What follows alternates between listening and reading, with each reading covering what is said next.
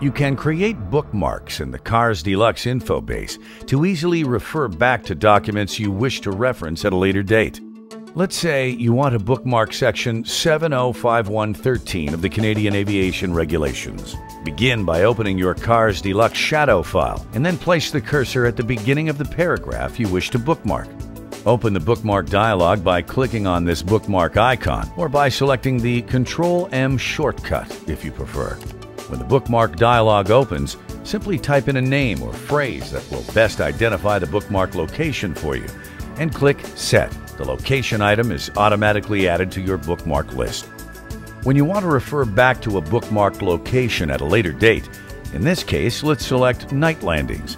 Simply open up the bookmark dialog as before and double-click on the desired bookmark location. You are automatically directed to that location in the info base.